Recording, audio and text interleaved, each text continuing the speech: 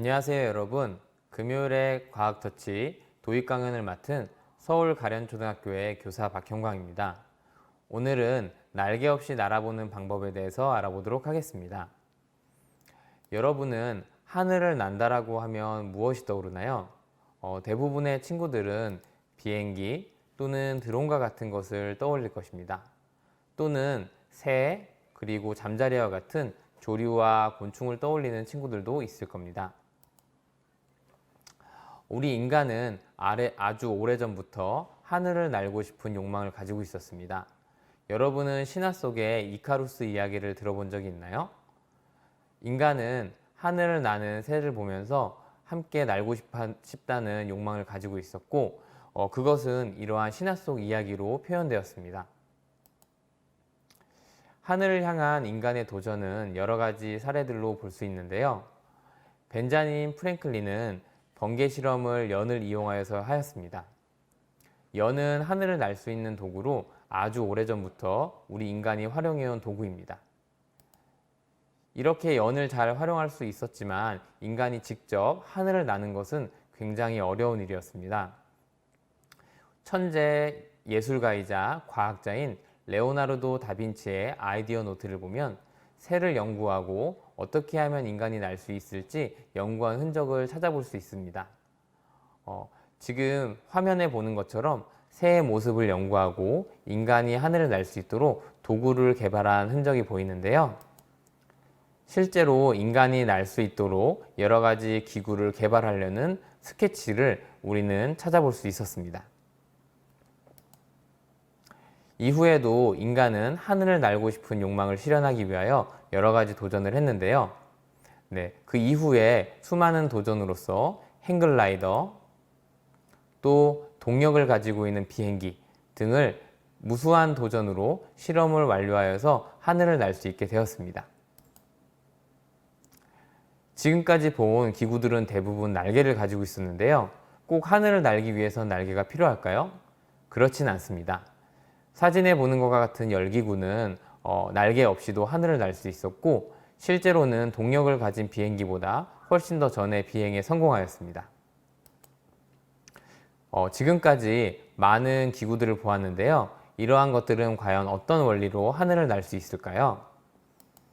선생님과 함께 지금까지 찾아본 사진들을 보니 글라이더, 열기구, 헬리콥터, 로켓, 그리고 심지어 아이언맨까지 여러 가지 기구들이 하늘을 날 수 있다고 생각이 드는데요.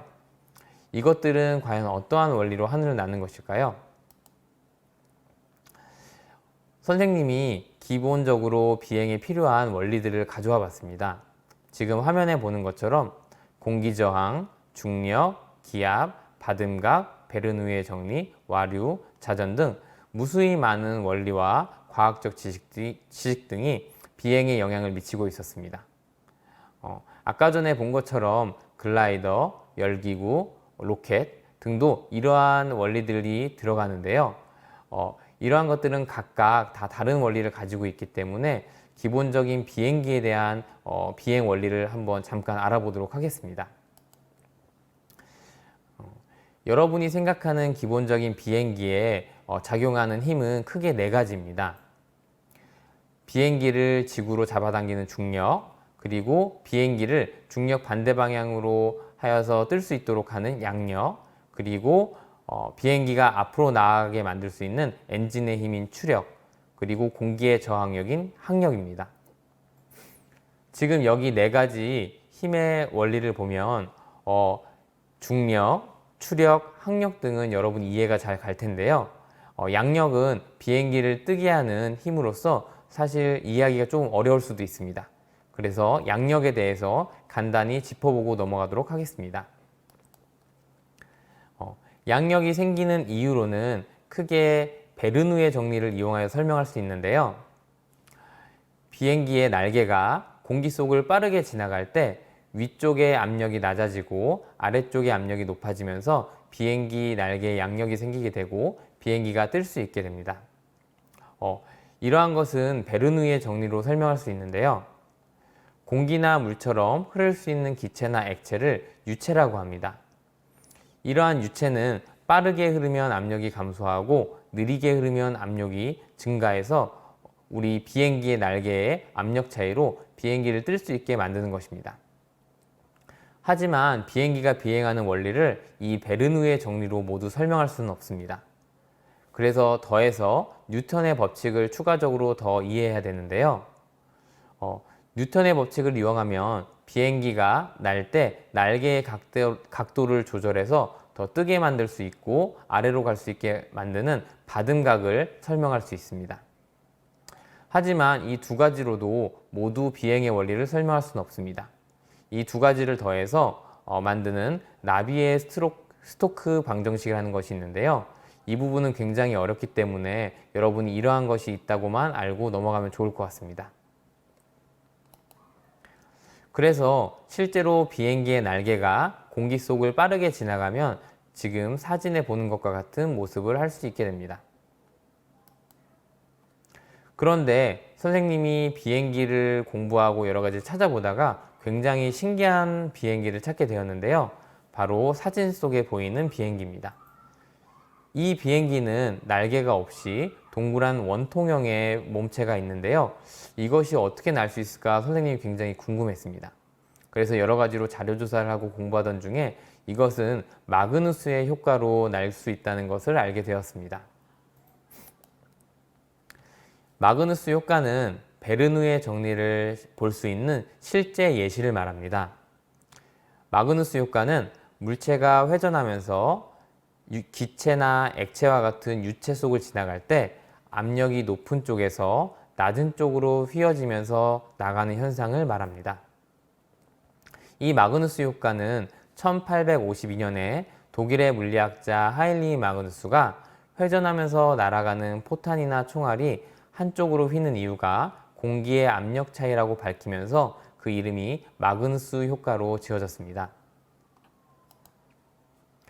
네, 지금 그림에서 보는 것처럼 어떠한 공이 공기 속을 회전하면서 진행할 때 한쪽으로 힘을 받아서 휘어지면서 진행하는 것이 마그누스 효과인 걸 알 수 있습니다. 여기서 공이 휘는 방향은 공의 진행 방향에서 공과 공기가 처음 만나는 부분에서 공이 어느 쪽으로 회전하느냐에 따라서 바뀌게 됩니다. 그래서 공과 맨 처음 공기가 만나는 그 지점에 공이 회전하는 방향으로 서서히 휘면서 공이 진행한다는 것을 여러분은 이해할 수 있을 것입니다. 네, 이러한 마그누스 효과는 실제로 어디서 볼 수 있는지 한번 알아보도록 하겠습니다. 여러분이 이 내용을 몰랐더라도 사실 실제로 많이 봤을 텐데요. 축구에서 볼 수 있는 바나나킥, 그리고 야구의 커브볼, 그리고 탁구의 스핀볼 등은 이러한 마그누스 효과가 나타난 실제 예시라고 볼 수 있습니다. 또한 프리킥에서 축구에서 프리킥을 찰 때 공을 차는 위치와 벽을 쌓는 위치의 거리도 이러한 마그누스 효과를 고려하여서 정하였다고 하는데요. 축구 선수가 프리킥을 찰 때 공이 휘어지는 효과가 나타나는 지점을 대략적으로 생각을 해서 그 이후에 우리 축구 선수들이 벽을 쌓도록 만드는 것이 이러한 마그누스 효과까지도 적용된 것임을 이번에 알 수 있었습니다. 그런데 여러분이 여기서 보는 축구공, 야구공, 탁구공들은 실제로 휘어지는 정도나 그런 속도 같은 것이 다른데요. 그 이유는 이러한 마그누스 효과에 영향을 미치는 요소가 속도, 회전 속도, 기압, 공기저압, 크기 등이 있는데 이러한 것들이 모두 다르기 때문에 공이 휘어지는 정도 또 나타나는 정도가 다른 것입니다. 네, 지금까지 선생님이 베르누이 정리에서부터 마그누스 효과까지 알려주었는데요. 이런 것을 적용해서 한 가지 질문을 해보도록 하겠습니다. 굉장히 높은 댐에서 아래를 향해서 공을 회전시키면서 떨어뜨리면 과연 어떤 일이 발생할까요? 공이 떨어지면서 떨어뜨린 위치에 실제로 낙하해서 도착해야 되지만 공을 회전시키면 회전시킨 방향에 따라서 더 멀리 또는 안쪽으로 이동하여서 착지하는 것을 볼 수 있을 것입니다. 네, 이 마그누스 효과에 관심이 있는 친구들은 유튜브에 마그누스 효과 또는 마그누스 이펙트라고 치면은 이러한 실험 영상을 다양하게 찾아볼 수 있는데요. 굉장히 재미있는 영상이 많으니 시간이 날 때 한번 찾아보기 바랍니다. 네, 또한 선생님이 이러한 신기한 배까지도 찾아볼 수 있었는데요. 여기 사진에서 보이는 배에 긴 굴뚝 같은 것들은 실제 굴뚝이 아닙니다. 이 4개의 커다란 원통형 기둥은 바람이 옆에서 지나갈 때 한쪽으로 회전하면서 배를 앞으로 또는 뒤쪽으로 나아갈 수 있게 힘을 받도록 만든 마그누스 효과를 적용한 배의 추진 장치입니다. 네, 그러면 오늘은 선생님과 함께 이러한 마그누스 효과를 이용한 비행기를 만들어 볼 텐데요. 실제 비행을 한다기보다는 종이 비행기와 같이 좀 더 천천히 하늘을 비행하면서 앞으로 나가는 그런 기구를 만들어 보는 것입니다. 네, 그러면 준비물부터 한번 살펴보도록 하겠습니다. 여기 선생님이 여러 가지 종류의 컵을 준비했는데요. 선생님이 여러 가지 컵으로 실험해 본 결과 이런 종류의 이 정도 크기의 컵이 가장 적합합니다. 이 완성품인데요. 이렇게 2개를 맞대어 놓은 그런 컵과 그리고 이 고무줄 6개를 연결한 것만 있으면 준비물이 끝입니다. 그래서 이 여러 가지 종류의 컵이 모두 가능은 하지만 선생님이 가장 여러분이 많이 쓸 것 같은 이러한 종이컵으로도 한번 해보도록 하겠습니다. 그럼 나머지는 한쪽에 놓고, 네, 종이컵 2개를 여기다 펴놓고 테이프도 이런 종이 테이프를 준비하면 좋은데요. 물론 절연 테이프가 있어도 상관은 없습니다. 이 테이프를 손에서 한 뼘 정도만 길게 해서 뜯어줍니다.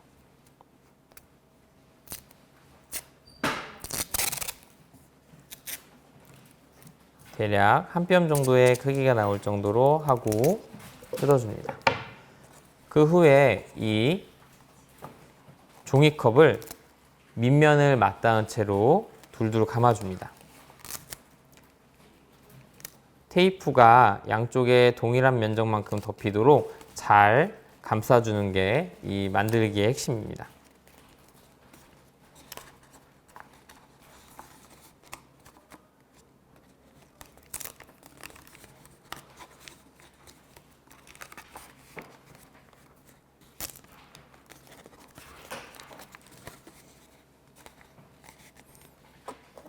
네, 이렇게 완성이 됐으면 이제 고무줄을 준비해야 되는데요.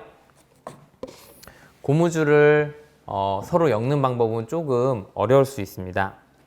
선생님이 가까이서 보여줄 테니 한번 보도록 하세요. 네, 고무줄을 준비하고 그 위에 다른 고무줄을 올려놓습니다. 그래서 밑에 포개어진 고무줄을 위로 살짝 들고 원래 위에 놓았던 고무줄을 쭉 당겨주세요. 네, 다시 한번 보여주도록 하겠습니다. 이 고무줄에 위에 다른 고무줄을 이렇게 포개어 놓고 얘를 살짝 든 다음에 뒤에 얹어놨던 그 고무줄을 쭉 당겨주세요. 자, 이러면 서로 연결이 되죠? 이렇게 총 6개를 연결하면 됩니다. 고무줄을 놓은 후에 그 위에 고무줄을 올려놓고 밑에 있는 고무줄을 들고 아래쪽 고무줄을 쭉 당겨주세요. 네, 이런 식으로 총 6개를 연결하면 되겠습니다. 그 밑에 있는 애를 살짝 든 다음에 안에 올려놓았던 거를 이렇게 끄집어 내주세요. 네, 이러면 6개의 고무줄이 모두 완성이 되었습니다. 이런 준비물만 있으면 이제 마그누스 효과를 나타내는 비행기를 날릴 수 있겠습니다. 그러면 날리는 방법까지 잠깐 설명을 해주도록 하겠습니다. 이걸 날릴 때는 이 비행체의 중간에 고무줄을 한 손으로 잡고 한 손가락을 한 채로 약간 느리면서 이렇게 감아줍니다. 감을 때는 선생님과 같이 한 방향으로 이렇게 동일하게 해주세요. 약간의 힘을 줘서 3바퀴에서 4바퀴 정도 감아줍니다. 자, 그러면 이 정도 남았을 때까지 감아주고요. 그 다음에 감아서 고무줄이 나온 곳이 밑으로 되도록 이렇게 들어주세요. 자, 이렇게 날리면 되는데요. 감을 때 너무 세게 감거나 너무 약하게 감으면 제대로 날아가지가 않습니다. 그래서 얘를 적당한 힘으로 당겨주고 쭉 감는 거를 계속 해주세요. 적당한 힘으로 당기고 한 바퀴 감고 적당한 힘으로 한 후에 한 바퀴 감으면 대략 3바퀴에서 4바퀴 사이에 멈출 겁니다. 이 정도가 완성이 되면은 모두 준비가 끝났습니다. 자, 그러면 날리는 영상까지 한번 보여주도록 하겠습니다. 네, 그러면 실제로 한번 날려보도록 하겠습니다.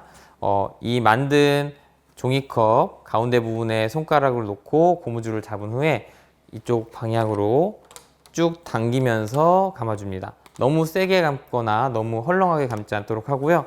이 정도 3-4바퀴 감으면 이제 이 정도 멈출 겁니다. 너무 또 당기면은 빨리 가면서 이 비행이 안 되기 때문에 적당한 힘으로만 해도 충분합니다. 네, 이번엔 선생님이 좀 더 잘 날아가는 걸로 한번 해보겠습니다. 가운데에 한 손가락을 놓고 쭉 당기면서 둘둘 감아주세요. 감아준 후에 한 4바퀴 정도 감으면 이렇게 잡고 아래쪽에 고무줄이 놓이도록 해주세요.